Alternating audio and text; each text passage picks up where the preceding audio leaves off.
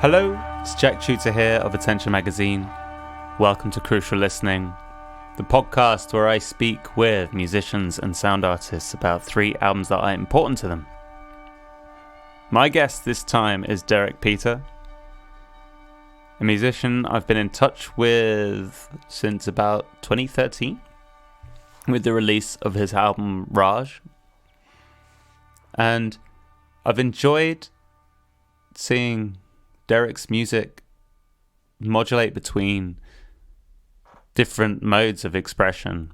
He pulls upon some of the most immediate facets of music, pop, basically, and also some of the most ambiguous and difficult to decipher, all in one fell swoop, and sometimes he rides the faders so that one is more prominent than another.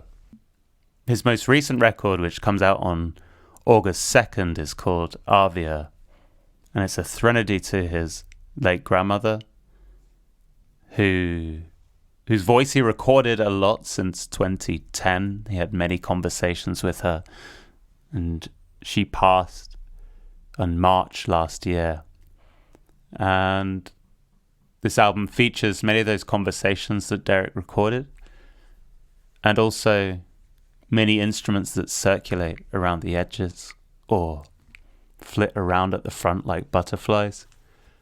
I think what first came to me when I was listening to Avia is the fact that it's a immediately very beautiful record. The textures feel beautiful inherently, and there's no computation involved in recognizing that. But a lot of the melodic decisions that Derek makes have an ambiguity that reminds me of when it's very difficult to express something. You know, when you come to say a sentence that doesn't quite have a shape yet, and you make those sounds like and you know, those kind of shapeless moments of articulated thought in progress. A lot of the melodies on Avia feel like that, sort of caught between several potential states of being and settling in this sort of quivering, suspenseful, potential state of enunciation. It's really beautiful. I've been loving digging into this record, and I hope you do too. I mean, go check it out. Like I say, it'll be out on March 2nd. And I hope you enjoy this conversation with Derek as well. We had a really lovely time talking about 3 important records of his. It was great to actually have a conversation over voice this time. I've only ever spoken to Derek via email up until this point. And if you want to check out more about Derek's music, go to derekpiotr.com. That's Derek, D-E-R-E-K. Piotr is P-I-O-T-R. Or you can go to derekpiotr.bandcamp.com as well. And obviously you can go to attentionmagazine.co.uk/crucial listening for links to Derek's music and more information on his picks. Okay, without any further delay, here's Derek Piotr on Crucial Listening.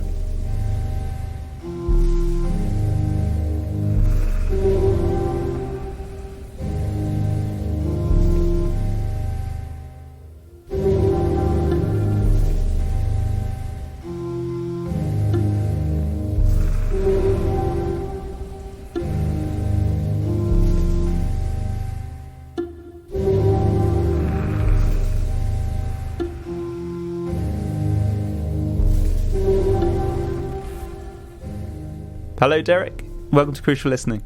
Oh, hi, Jack. Thank you so much for having me. Not at all. So, you've brought 3 important records for this podcast, as per. Also, you're about to release a new record yourself called Avia. And reading the press material, this is clearly a very personal work to yourself, and we've just been speaking about that prior to recording. But could you talk me through the process of starting this record, like the very first moments of this record starting to become a thing? Yes. I met an interesting young man last year called Ed Williams, who grew up in the UK, lives in France now, and he invited me to do a podcast with him last year, telepathically, because we were just sort of generally talking, and at some point he said, "Oh yeah, you should come on my podcast." And I said, "Yeah, that sounds great. I'm always up for stuff like that." And then about 5 minutes into that, he said, "Yeah, it's a podcast about loss." And I was like, "Oh, how did you know that I just lost my grandmother?" And this had started for him. It's called Echo Chamber because he'd lost his father and he'd done some work thinking about that. And then we had a conversation. And one of the stories I was really excited to tell on his podcast that I will also share here was the curious inception of the first track I'd worked on properly for Avia. When my grandmother was dying, I wrote a piece called 5 Voicemails. But when she passed, the first thing I'd written with the record in mind was called The Storm. And I didn't actually have to press record to work on that track. I think I started it a couple of weeks after she'd passed away. My friend had played glass marimba, and he's like, if you YouTube glass marimba, he'd built this thing. He's like one of the only ones in the world. I think he's the number 2 YouTube hit for glass marimba. Wow. And he'd played one of my pieces, Forest Floor, from a few years ago on this thing. And I'd written Forest Floor for harp, but I'd end up using woodwinds for the record, and I'd gotten my friend to play it on viol da gamba a couple of years ago, and I was really excited by that. So when he was offering to play some glass marimba stuff for me, I said, "Why don't we try Forest Floor? It sounded really good on the viol da gamba. Maybe it'll sound excellent on glass marimba." And it actually did not. It sounded really kind of lame. Oh. Just wasn't telling me much. So I cut that up, and I made this kind of tricky 13/16 or something, or 11/16 little loop out of just shards of the glass marimba recording. And I'd also taken the vocal track from Pure, which was on Grunt, and that's the like you in the track The Storm, kind of this haze of myself, and a recording of my grandmother. And then I'd also written this coda that's kind of a leitmotif throughout the record, and I had my friend play it on saxophone, and then I had some field recordings. So for the first track, I sort of did it on a microscope slide. Like, it was kind of surgical. Like, I didn't record anything new for this first track because I think I was afraid to, for the first time, kind of have an active or a destructive process to making music. Like, Normally I record things in my voice and I destroy them. It's destructive editing. And for this first thing, it was like totally done in a test tube. It was like totally sutured together, really kind of removed myself from the process in a way. And my voice isn't really on this record in a discernible way. I think that's actually the like you is like the most me that really punches through, except for the title track. Yeah. Like my voice is elsewhere on the record, like on The Bird Room and on 3 Voicemails, which is a redo of the 5 Voicemails track, but it's like a drone or a haze. It's not really present as a voice because I wanted it to be about my grandmother's stories. So I'd done that track in April, and like I said, it was kind of a weird process with these recordings everyone had sent me and emailed me and stuff. And then I kind of couldn't do too much actively after that, and I started writing music, like scores, and I thought about this coda that I'd written as more of a theme rather than an ending coda. It became more of a theme that I really gravitated towards. And then I went to a church in December to record organ and violin, and that's sort of where the record fell into place. And I think I'd done a lot of sort of slow, careful writing and considering, and I sort of sat there for 8 months, between April and December, kind of not doing too much. And then once I had all the church recordings, which is sort of what I wanted, the record sort of fell into place in the space of like 3.5 months. Like, I was able to just finish what I'd been writing and not think too much about the recording. There are a couple of exceptions to that. Like, I'd gone to a nursing home and they had this wonderfully out of tune piano. And so I recorded a couple of notes on the piano, and that's the main carriage of Temple of the Fortress of Light. It's just really manipulated piano recordings. And then this Ed Williams person that I had met, that same night, he'd done an improv of bowed acoustic guitar. It sounded really spectral and unnerving, and so I asked him for he'd made like a Zoom recording of his performance, and so that basically turned into a glimmer in an otherwise dark field. And so there were a couple of exceptions to the bulk of the church recordings being the album, but it was sort of situations that I didn't expect to be in. that surprised me that I turned into tracks on the album. But it was really about not using my voice so much. It was really about acoustic instruments being at the forefront, and then later to Temple, I added some harp chords. I just written them out roughly on software, and then I sent them to my friend in Chicago, and he sent me back harp recordings, and that wound up on the track because I wanted some harp on the record. It was a little bit different than how I normally work. It was a little more monastic. And another thing you mentioned, and I've seen you mention before, is about the absence of beats, which sounds like, again, something like the fact that you didn't want your voice on the recording that you provided for my radio show. You're like, I didn't want there to be beats. What is it about beats, or the lack thereof, I guess, that was important for the purposes of Avia? Well, Grunt didn't have that many beats on it either, even though it was a noise record. It was more about pulsing atmosphere and less about an actual beat. I mean, there are beats on the record because there are some repetitive tracks, but like mostly it's just shards of atmosphere. I definitely wrote a lot of kind of pop music early in my career. If you would like spin the wheel, it would be pop basically out of any other category. With Bahar and with Tempa Tempat, and then some tracks on Raj. Like, they're very rhythmic. There's a vocal performance happening in there, and I think I was chasing a very different thing earlier in my career than I'm chasing now. And I may return to writing songs, but it's not how I'm thinking anymore. Like, I think, I've begun the follow-up to Avia already because I finished the record in March. And it's like another drone record. Like, there's no songs, there's no singing. I mean, there's vocal material, but it's been stretched out and edited, and there's no song in there. Grunt had one track on there that was a song called Pure, and the title track of Avia is sort of a vocal lament that I did with my friend Kara. We both sing just the word Avia over this melody it's like one word over this melody that I'd written.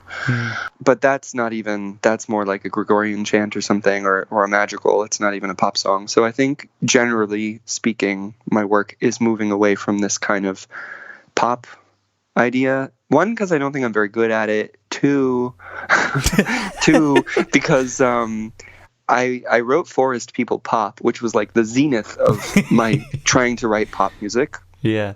And it has verses and choruses and love songs on auto-tune and NSYNC moments and Beyonce moments and Missy Elliott moments and Timbaland moments and all these kind of references, Sophie moments and whatever. And I was like really on fire about this. I was like, I'm doing a pop record and it's going to reference people, like I was consciously referencing other producers for the first time, which I'd never done before. I was like, this is a Sophie nod and this is a Missy nod and whatever. And I got through the studio process of making that record, and then it kind of became time to like tour it, and I didn't have any desire to sing these songs on stage at all. I did a couple of them. I really only did like this one track called Time Lapse live, and I did it in London at the 22 RPM festival, kind of at the behest of Bit Phalanx, because they put the record out and I was touring for them, and they were like, please do some of your record. And I was a little bit like,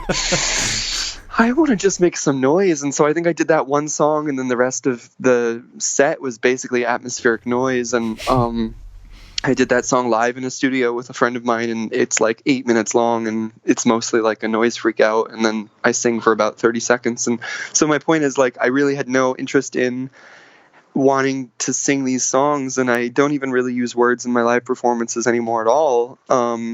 It's I don't know how long this is going to last, but I guess my point is I'm already in a point where I don't want to do the pop thing. And I think when I toured Grunt, there was like a lot of I was really in the extreme of having it be a huge noise soup and being really extreme, and I had like Radial on one of my laptops, and that has like as many channels as you want, kind of flipping out and like doing stuff, even like looping stuff in Audacity, looping stuff in Ableton, having Radial going, and then maybe also playing some of my back catalog on shuffle on iTunes, like just the most layers you could possibly have. Wow. And it was just like cathartic to crank the monitors, turn the mic down a little bit, and just kind of scream. And like that was more satisfying to me than this very balanced, like, gotta know the words, gotta be on the beat live thing that I've done in the past. And so, yeah, I'm never going to be FKA Twigs. Like, I'm never going to give a moving pop performance like on stage, which I think, was sort of an earlier model for what I thought I wanted to do with music when I was younger. And I think that ultimately, I don't want to come out from behind my laptop and like, move my hips and wear a caftan and have the spotlight on me. Like, it's just not like, I'll wear the caftan, but you won't see it because I'll be behind the laptop. Yeah, I don't know. I'm in a place now where it's a little bit more settled. Like I've made peace with the fact that I don't need to do these kind of acrobatic live performances that are like, yeah, I don't know how to better say that. I think I said it.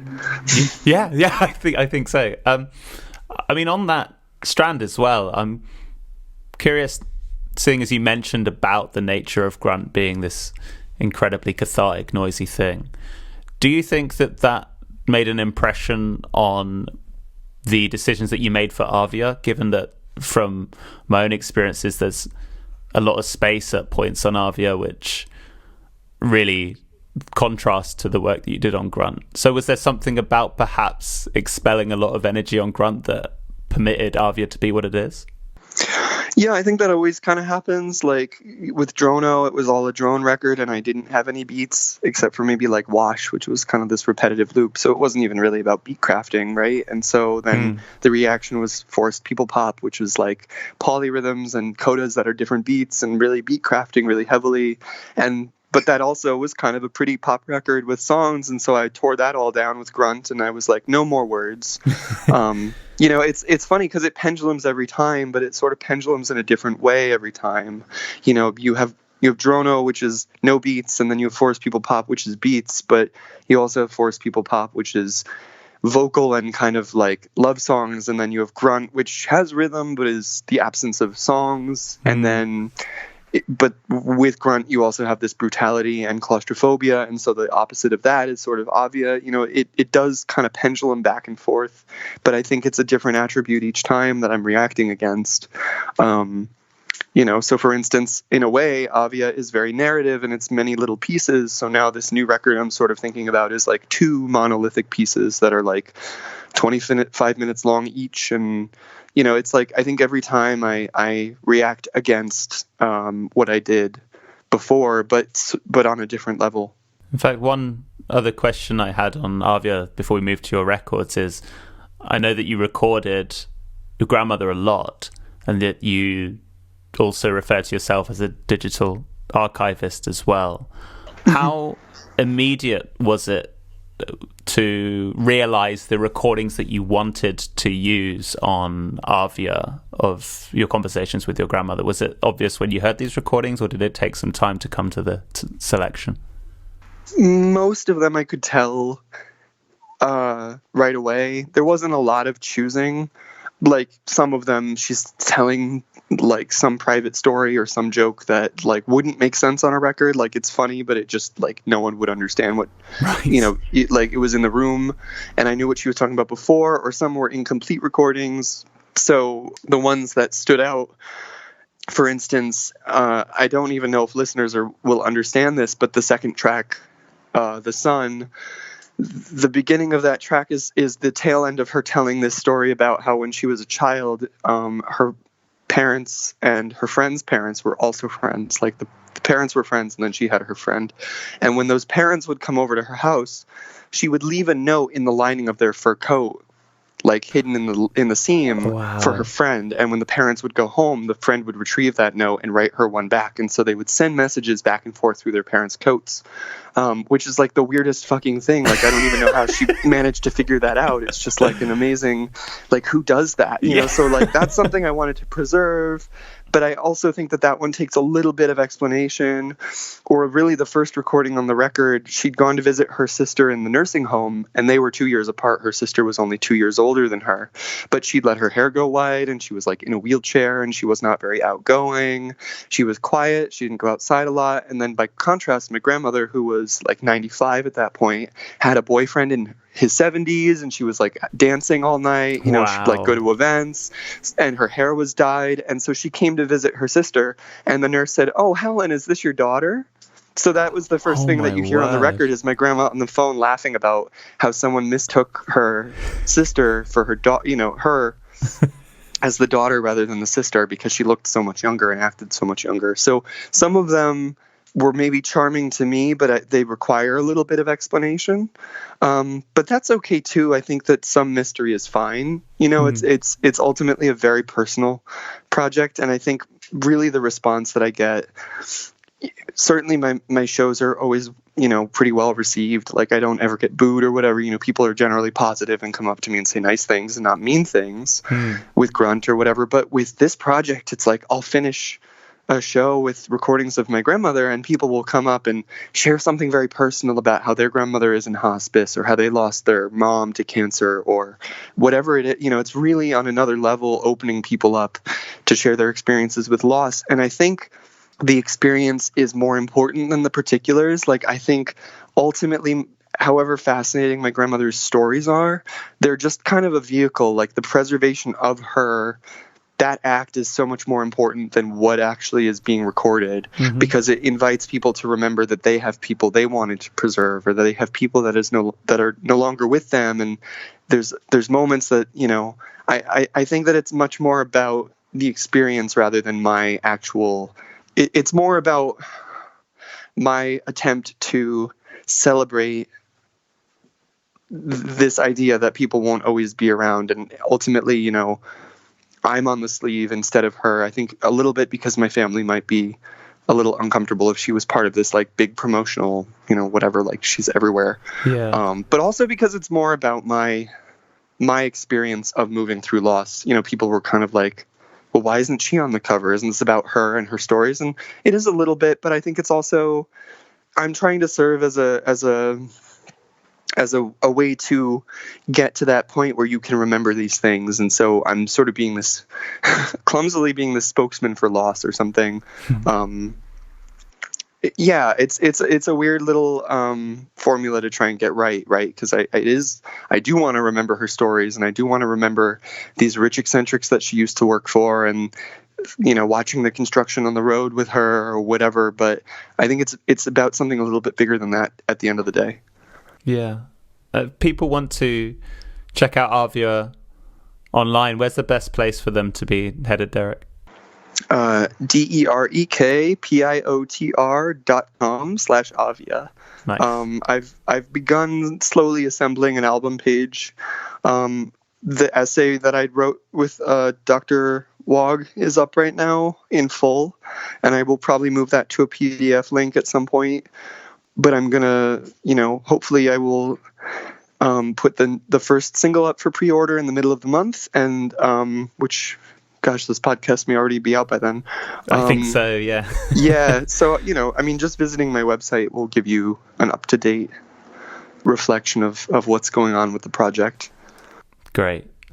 So let's go to your important records now. And one question I like to ask my guests is how you thought about the term important when producing your list of records. So was there any particular way that you interpreted or contemplated the term important to produce the three records? My top three has always been in order, you know, number one being Medulla, 2 is Head/Bow, and 3 is Actor. So when you said, you know, 3 important records, like I've already thought this out. Hence why I got an email back so quickly, huh?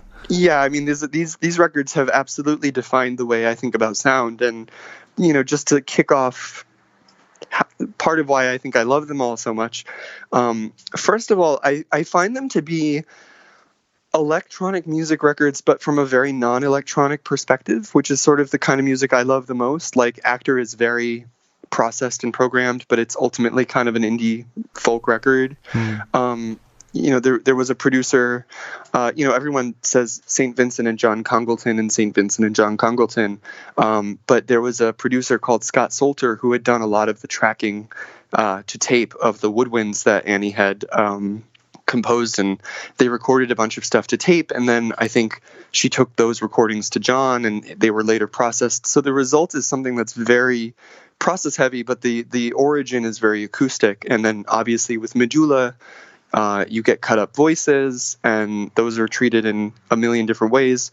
And then Head/Bow is also processed voices, but also just really weird field recordings, some left very raw, some you process the hell out of them, but it's mostly acoustic recordings. It's not a lot of synthesizers and stuff. But the other thing that I think is so interesting is Medulla was written at home while Björk was like breastfeeding because she just had a baby the year before. And Actor was written when St. Vincent lived in New York City, and she was getting noise complaints from her neighbors in Brooklyn. So from playing guitar, so she would just like score things out on her laptop in GarageBand, the woodwind arrangements. Wow. And then AGF has told me that Head/Bow was mostly written in her flat in Berlin when she started doing her solo stuff, away from Laub, away from kind of a band, away from a studio perspective. She was like, I need my own sound. And so she dove into her laptop. And because I came of age with the internet and I spent a lot of time online in my room as a kid, I think the fact that all of these records sort of, their genesis is this bedroom experience really speaks to me. Because they're not bedroom records at the end of the day, but there is this sense of laptop intimacy with all of them.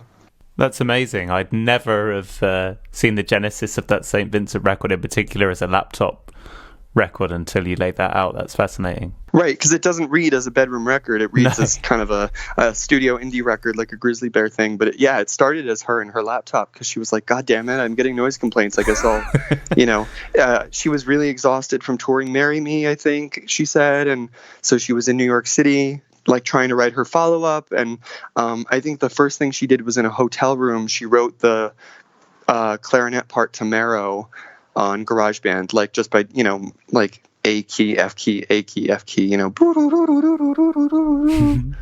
I think some of the GarageBand woodwind voices actually ended up combined with woodwind recordings. Like I think Save Me From What I Want, it's half recorded and then half the GarageBand, like woodwind synth.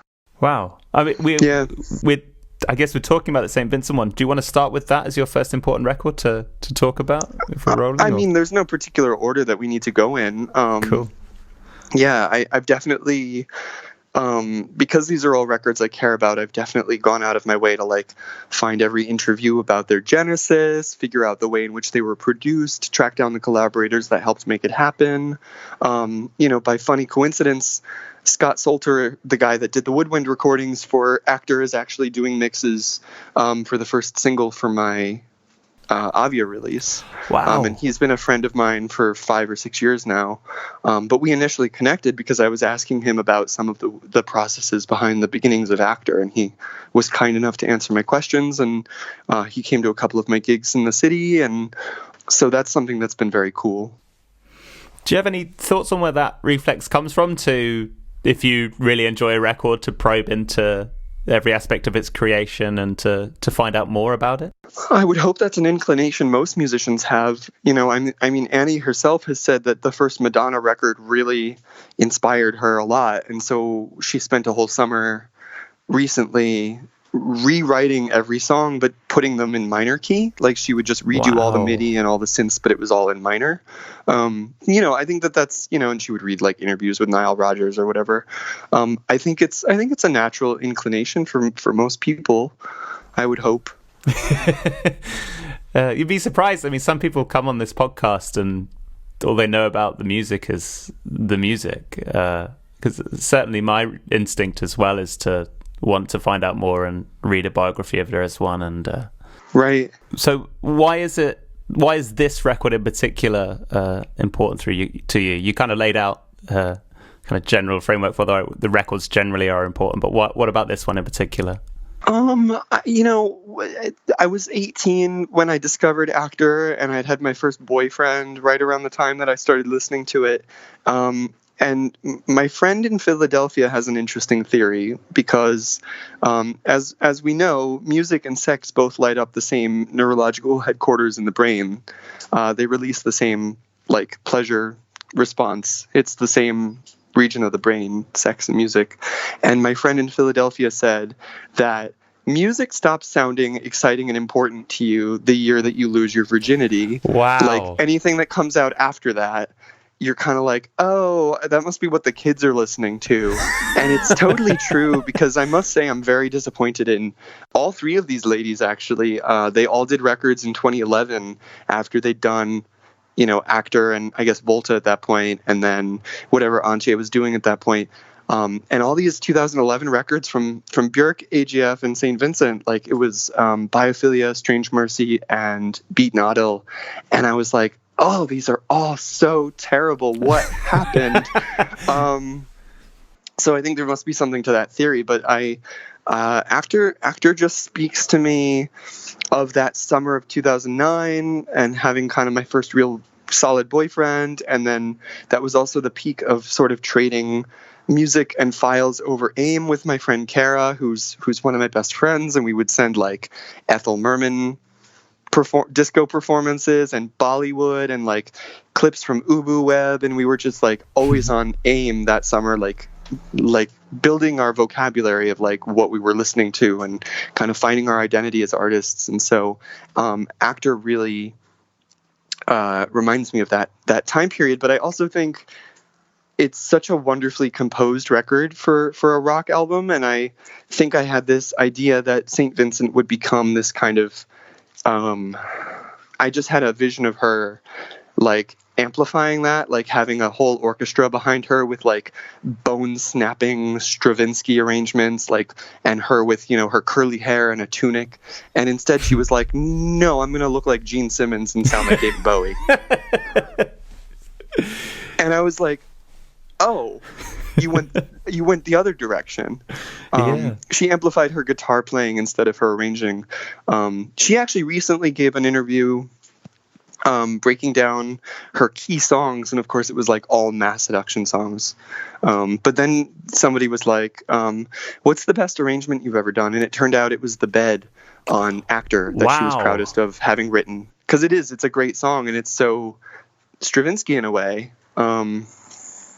Yeah, I just find that writing on that record to be elevated above anything else she's done. Yeah, this is the first time I've heard this record, and I have to confess, so I've worked my way backwards. So I first heard, I can't remember what the record was called, the one with her on the throne on it. Just her self-titled. Yes, that's it, yes. And then Mass Seduction, and now this one, and I had no idea that this was the place that she came from. I actually kind of assumed that she'd basically come from a more pared back version of what she was already doing. So this was quite alarming. Yeah, I mean, the lyrics are more interesting on Actor, and, you know, the delivery is sweeter. She's got much more melisma to her voice. It's not this... Yeah, she's really changed as an artist. I think out of the three, she's the one I'm the most disappointed in having changed. Because I thought Actor had so much promise in a particular way, and she just chose to go in a different direction. When you think about those experiences, so you mentioned as well that you were, I think 18, you said, when you listened to this. What did those listening experiences look like when you were 18? Was it on the headphones? Where were you? Yeah. What were you doing? Yeah, I totally, a lot of the listening I did as a child and as a young person reflects the way these records were all conceived, you know, like in a bedroom, on headphones, on a laptop, kind of this, you know, and that's the way I started making my first music too, was like alone in my bedroom, you know, like most young people. Yeah. So yeah, I mean, I'm not really like a put the CD in the car and roll the windows down person. You know, I'm more like a put the CD in the car alone, keep the windows up and sing really loudly person.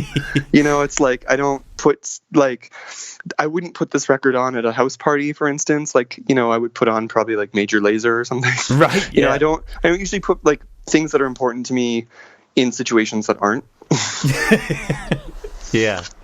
So, I mean, is that part of, to do with kind of protecting that experience for yourself? Or? I think it's just a fear that people wouldn't translate to a wider setting, or a looser setting.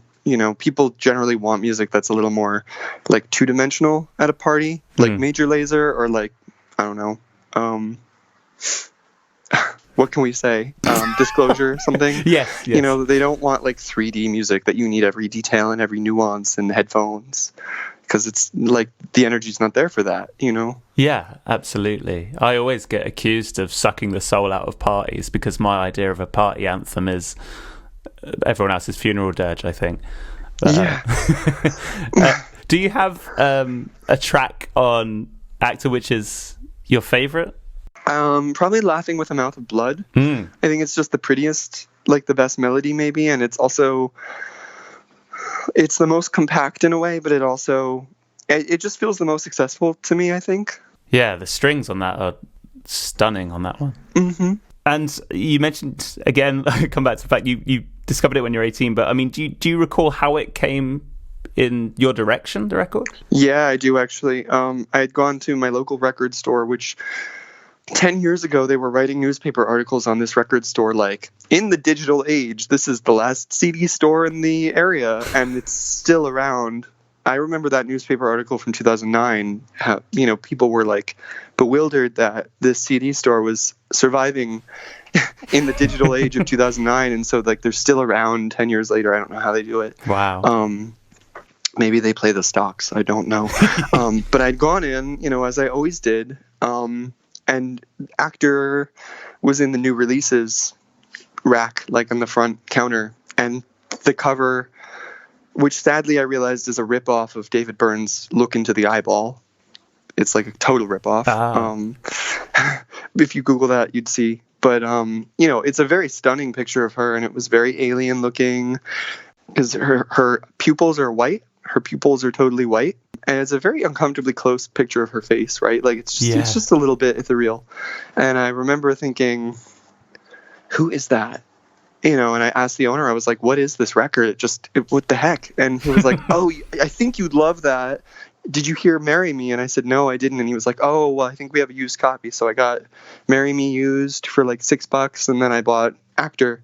And it's funny because we can transition over to Medulla in a second, because Medulla, I found that in a similar way. I was much, much younger, but I remember I was at like the Barbers or something, and I opened like People magazine or something, and there was like a 16th page ad or a 32nd page ad, like a really postage stamp sized ad for Medulla, and I was like, what is that album cover? Like, I was like, that's so interesting. It makes me think about the way people choose to communicate their message, like, to the world once the work is over. Like, what message are you sending? And I think both times it worked, right? Because I was totally hooked. Do you mean in reference to the album cover? Like, as in what you put forward facing out? Exactly, yeah. Because both of these, it came about because I like the sleeve a lot, and I think that, unfortunately, sometimes that's what happens, right? The artist communicates a certain thing intentionally on the outside, and it sort of leads you to the inside. Do you still buy CDs at all? Oh, yeah. Yeah, I'm so glad. I mean, that record store is still open, I mean, I maybe don't go there as much as I did when I was 17, but, I definitely visit there. Amazon. Yeah, I believe in CDs.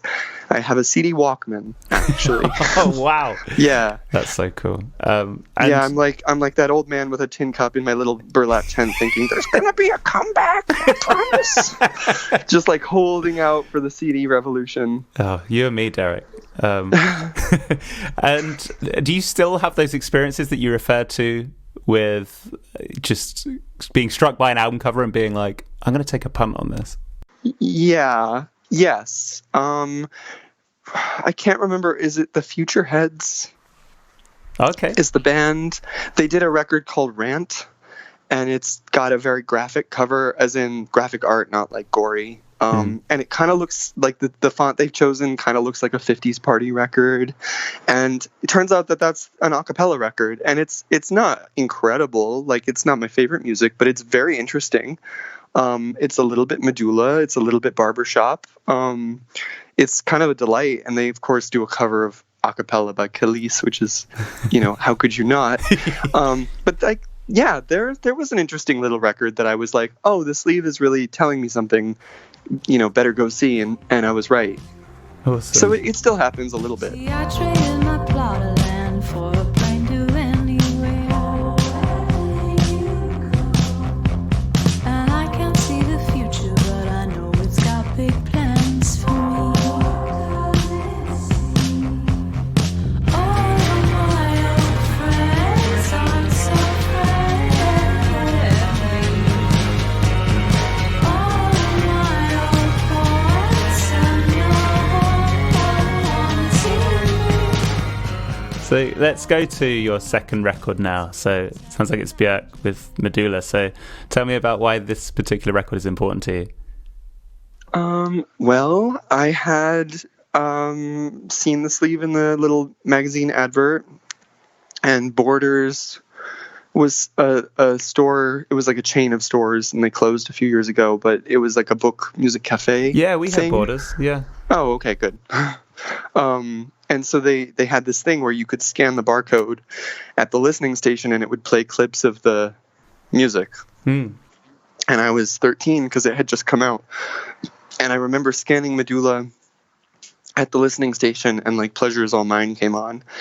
And I'd been in choir since I was a kid, and my parents had a couple of pop albums, and I was like always singing, and I would like buy movie soundtracks that I like, Disney films as a young kid. And I liked music, but I'd never heard music that had sounded that clear and correct, and like, this is what it's supposed to be. And it completely changed my life. Like, I remember like listening to that album on the ride home with my parents, and like Ancestors came on, and my mom was like, oh, okay. But it was like, definitely there was stuff that I didn't quite understand yet because I was so young, but I remember so many of the songs like really, really solved what music was supposed to be at that age for me. And I'm, like definitely started doing some really bad pastiche of Medulla, like on my own, like with a bad Radio Shack mic, cutting loops of my voice up, like mangling pop songs, doing this really kind of choppy cut and paste things. And Medulla definitely showed me what was possible, because I was always singing as a kid, and so I think I always wanted to use my voice, but I thought, oh, maybe I need like to also learn an instrument, or I'm gonna have to get better at playing piano, or and this record was kind of like, nuh-uh, that's all you need. Yeah, that's a perfect record to discover at that point. Wow. And I can tell you that I've met Björk several times in Brooklyn. Oh, wow. And one of the last times I saw her, I was either drunk enough, or I was comfy enough, or I was bold enough because I'd met her enough to give her one of my cassette tapes. Oh, wow. So at the end of the night at this party, we were like dancing with each other, and she like gave me a high five because I liked her mashup that she played on the DJ floor or whatever. She high fives like a soccer mom, by the way. She like basically hit my wrist. Very sweet lady. And I was like, it was like the end of the night, and I was kind of like, do you have a way to play cassettes? And she was like, mm-hmm. And I was like, okay, I might have something for you in a minute. And I ran to my backpack, and I got this cassette of Bahar, and I gave it to her. And she turned around and she said, okay, I'm going to leave now, but the champagne is just there. And she gave me a practically full bottle of Dom Perignon and a hug and left. God. And I was like in tears in the Uber on the way home. She's a very interesting lady. How did you end up there with Björk having a dance? I mean, how did you end up running into her? She's just in Brooklyn all the time. Right. Wow. I mean, a lot of my friends that like still live there, because I was living there for a while, they see her all the time. I went to this Nafi showcase, like Non and Nafi did a joint show, and she was at that. She hangs around. but she, is very warm, very chill, very normal. I think she's a mom. I don't think that she's just kind of like, she reminds me of the rich eccentrics of like the 40s. You have money, give someone some champagne, like have a nice time. Like life is meant for, like niceness, I guess. So yeah, I don't know. So that, has definitely been a highlight. I bet, yeah. Did you? Yeah. I mean, I guess there's multiple ways of going about it. But did you tell her about your experiences with Medulla at all at any point? No. I think I remember. I complimented her on the track "Quicksand" because she'd played a mashup of Pakistani vocals and like some quartz track or something, like heavy beats and melismatic vocals, and I was like, yeah, that mashup reminds me of Quicksand, and it's rare to hear melismatic vocals with such heavy beats, and that feels like a success to me. And she kind of didn't say much. I don't think she's really good talking about herself. I think she'd rather talk about Morton Feldman or snare sounds or something. So fair enough. Yeah, absolutely. With Medulla, I mean, is there a particular track that stands out to you and connects with you most? Mouth's Cradle maybe is like the coolest, like combination of kind of the cut paste thing, and then you've got the choir, and you've got tagak, and you've got the beatboxing. Yes. I kind of feel like she went out of her way to do like, okay, this song is only programmed, like Desired Constellation, or like this song is just me and tagak, or this song is just me and a choir. And I don't feel like she really combined everything, except maybe on that track. Right. And maybe Pleasure Is All Mine. But I feel like the record is a bit of an exercise in like, what are the combos that I can have? So, and then she did an interview about Medulla, and she says Mouth's Cradle is a little bit Justin Timberlake and a little bit Stockhausen. And I realized what she meant is she basically like referenced the entire rhythm track to Cry Me a River by Justin Timberlake. It's the same thing. Because that came out around the same time she was working on that record, and it's the same rhythm. Actually, if you really want to stick this in the radio show, I made a mashup of the a cappella of Mouth's Cradle and the instrumental of Cry Me a River. Yes, at this point in the show, we'll play a snippet of that. Cradle Me a River, I think I called it. Of course you did.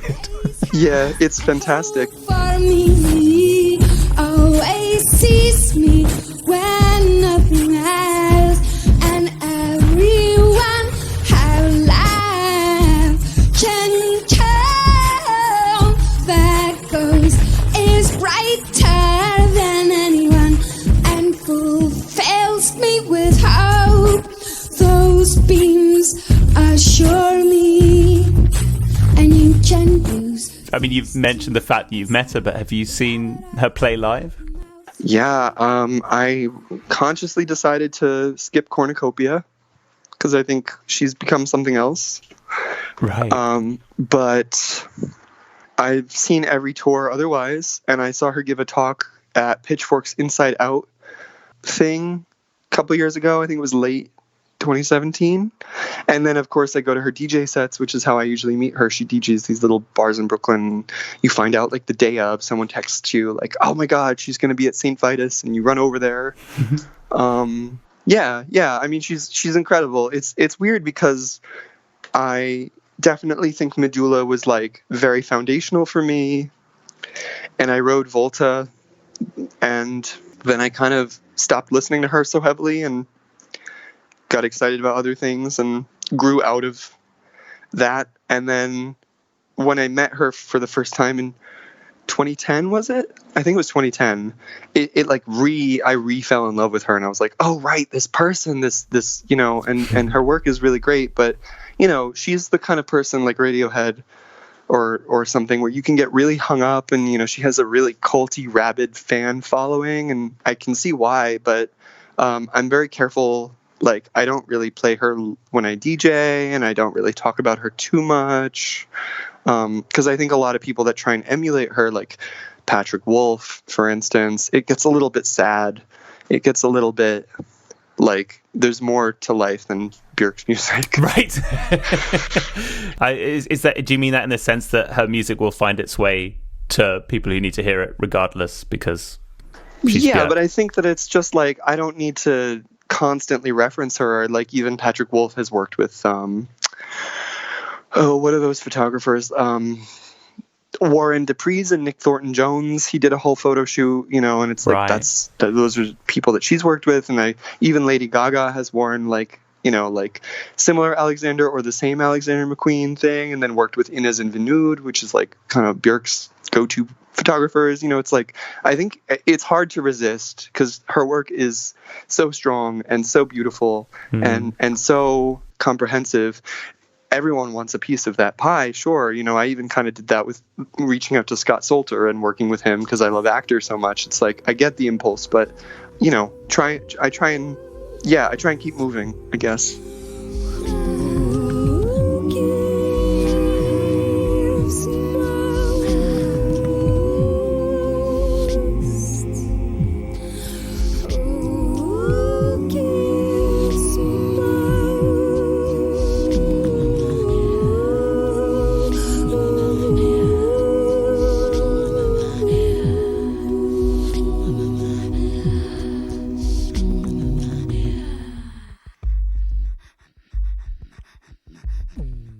Let's go to your final record now then, Derek. If you could tell me the name of it and why it's important to you as well.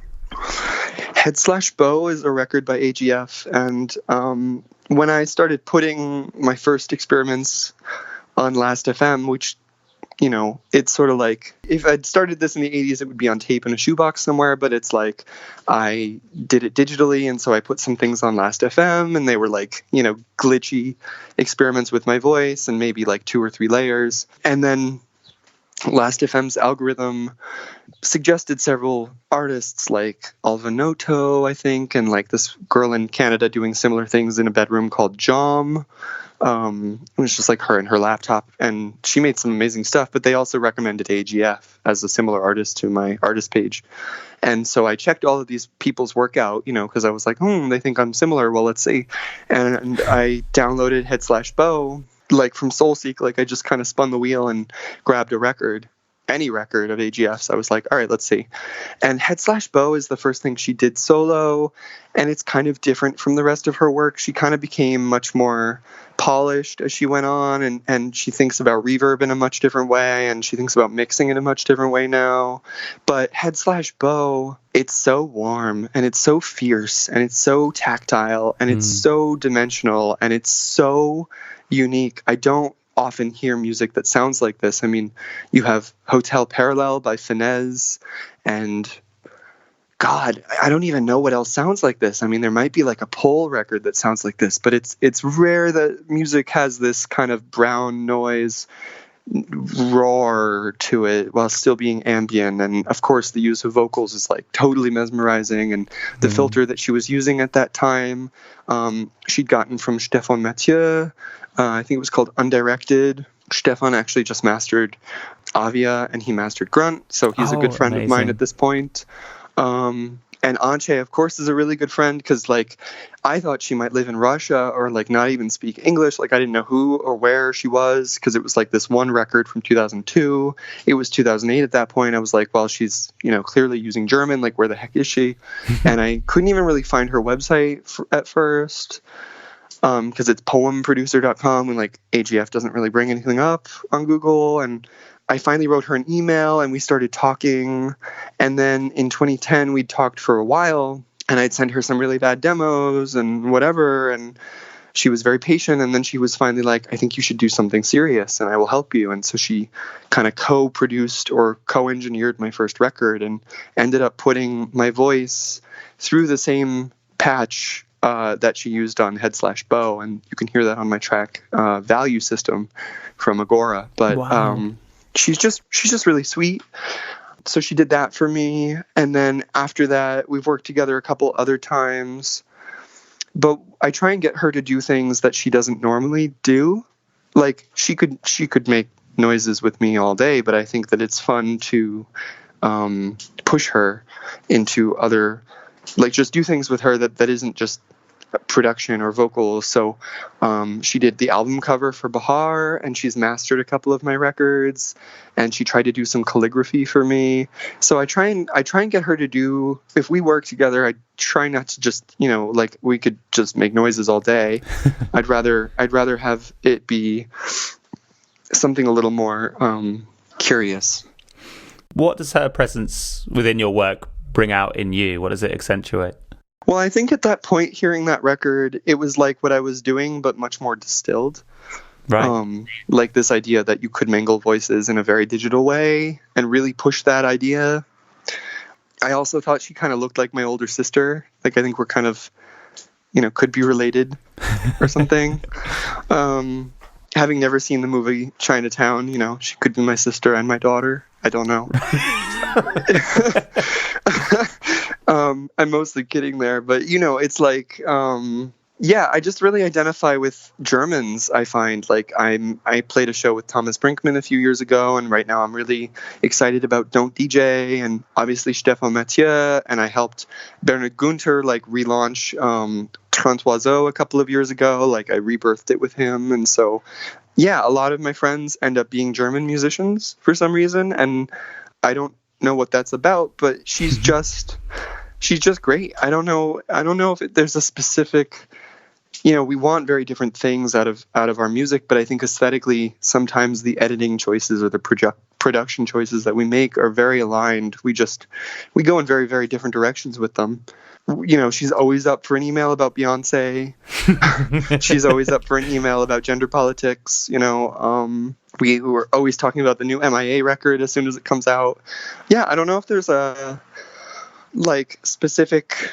Yeah, it's just kind of like I found kind of my kin with her. It's never been about emulating her, but it's about like this other person gets it in this very specific way. Because like I said, there's not a lot of stuff out there like Head/Bow. And it's like, I've talked to Finez, but never really about Hotel Parallel because, it's just, I maybe don't feel that passionately about that record as I do about Head/Bow. It's like, it's similar, but it's not quite as fierce, or it's not quite in that direction enough or something. Yeah, it's hard to say. And like, there shouldn't be bootlegs of that record live because it was on Orthlorn Musorg, and it was like a 500 copy release or something. Like there should not be live recordings of that, but there are. Of so I have like three. Yeah, I have like 3 different concert recordings of her touring that record, which is insane. Like there shouldn't even really be one because it's such an obscure little release. Right. And also on SoulSeek, someone managed to get a hold of the demos, like the demo of the record, like 6 chunk files of like 5 tracks a piece and different outtakes and things, and so like that exists, and I have that, and then like obviously any interview she gave about the record that I could find, so there was another one that I really researched pretty extensively to try and dig under the genesis of it, and there's a surprising amount of material available around that that I think is crazy that it exists, because it's kind of such an obscure release. Yeah, I was so surprised to see that this is... So I've put it on my document, maybe I mistyped, but is it 2002 this record came out? Yeah, January 1st, 2002. I think they put it out in New Year's. Ballistic, because it feels to me like incredibly prescient in many respects. The references to what I could decipher anyway, I'm not an expert, but what sounded like computer coding, but... being spoken. Yeah, she read the source code of web pages and she read her tech manuals. Yeah, the bit where she said something about, was it every object should have a unique name? I thought, that's a Max manual. Yeah, that's amazing. When you listen to this record, is there a means by which you really listen to this record? Like, is there an ideal listening environment that you adopt in order to really get into the folds of this one? At the height of listening to this record when I was younger, and just before Actor was discovered, it was like early 2009, late 2008. I was in high school. I was in my last year of high school. And I can remember my iPod dying. And I was not able to listen to Head/Bow. But I was sitting in the main lobby. And there was like a from this fan overhead. And it was making the light rattle slightly, and I was like, oh, I get to listen to it after all. That was fun. I remember that pretty distinctly. So it was usually like a headphones thing. And I remember it can take me a while to warm to things. Like, I can be really funny about things for a long time. And so I remember I downloaded like Jom's music and Alvinoto or whatever the heck, or Steinbruchel was one of the similar artists. Yes. Last FM was like, you sound like this. And then Head/Bow, I had like 5 or 6 tracks from it. I just grabbed a handful to be like, is this true? And I can remember like skimming them, and I was like, oh yeah, that's all right. And then I think I was like, well, that one sounds kind of interesting. And then I was like, wait, this does sound really interesting. Wait, what about this one? And so like it took me a couple of weeks, I remember, to get into this record. And then I completely fell in love and downloaded the whole thing. And I think it was one of those, on the bus or like at study hall. It was kind of like a quiet space environment that I was looking for, but it was in my regular rotation a lot on headphones. And then I did have a couple of friends over who actually work for Kit Clayton at Cycling 74, and I didn't realize that at the time, but he's the one that like mastered and released this record. So It was like a funny little thing. Back when I had a huge speaker system at one of my houses, I remember putting Head/Bow on for them and these 5.1 giant speakers, and we just went into a trance, and I had cut all the lights off, and we just listened to it. Did that with a couple of people. So that was another really nice immersive experience with this record.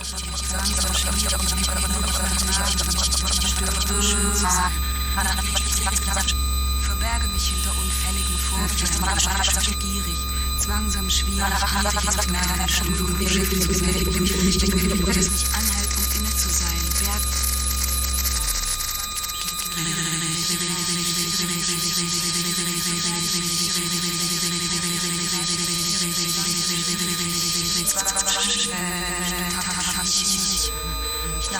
Derek, thank you so much for sharing your important records and also talking me through the process behind Alvia as well. This has been really nice. Thank you so much for your time on this, Jack. And once again, if people want to check out what you're up to and find out your latest, where's the best place for them to do that? DEREKPIOTR.com, or like @ as well. It's my handle for everything on social media. Great. Well, thanks once again, and to everyone listening, I'll see you next time. Bye-bye.